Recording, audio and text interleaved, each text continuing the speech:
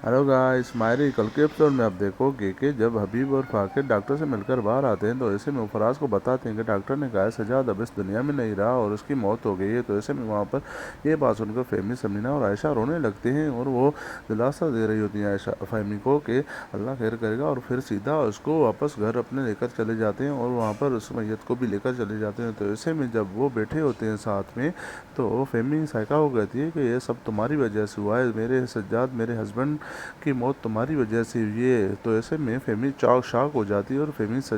को कहती है कि आखिर मैं कैसे जिम्मेदार हो गई तुम्हारे हस्बैंड की मौत की, मैं क्यों भला इसमें मुलव्वस होंगी। तो ऐसे में फेमी कहती है कि तुमने ही फ़ोन किया था ना आखिरी बार सजाद को, और वो बताया था कि मैं अपनी बेटी की शादी तय करना चाहती हूँ। तो ऐसे में फेमी को साइका कहती है कि बिल्कुल मैंने ही फ़ोन किया था, मैं तुम लोगों को एक गलती करने से रोक रही थी, क्योंकि यहाँ पर एक गलती हो गई है यानी और फाकिर की शादी छोटी उम्र में करवा कर। में फेमी कहती है कि तुम कौन होती हो हमारे घर के मामलात में बोलने वाली, हमारी मर्जी हमारी बेटी, हम शादी तय करें ना करें तुमको क्या ज़रूरत थी सजाद को फ़ोन करने की।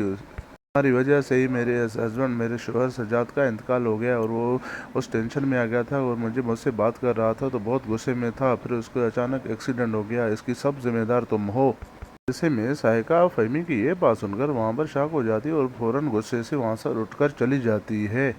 अगले सीन में देखो कि जब सब घर वाले दुख में फहमी के साथ बैठे होते हैं तो ऐसे में रहीला अपने कमरे में बैठी हुई होती है और वो रंगीन कपड़े पहने हुए। तो ऐसे में हबीब को गुस्सा आ जाता है और रहीला को कहता है कि तुम बाहर क्यों नहीं बैठी हो, यही मौका है कि लोगों के साथ मिलजुल बातें करने का, और तुम अंदर बैठी हो रही हो, ये कौन से कपड़े पहने हुए रंगीन, क्या हो यहाँ पर शादी है, ये बारात है, यहाँ पर मैयत का घर है और वहाँ बाहर मैयत पड़ी है, तुम जाओ जाकर उनके साथ बैठो और ये कपड़े चेंज करके जाना। तो ऐसे में लैला कहती है कि मैं जा रही हूँ, पर वो मेरी इज्जत ही नहीं करते, मुझसे बात करना पसंद ही नहीं करती, मैं कैसे जाकर उनके साथ बैठूँ। तो ऐसे में हबीब कहता है कोई मसला नहीं, जाकर बैठ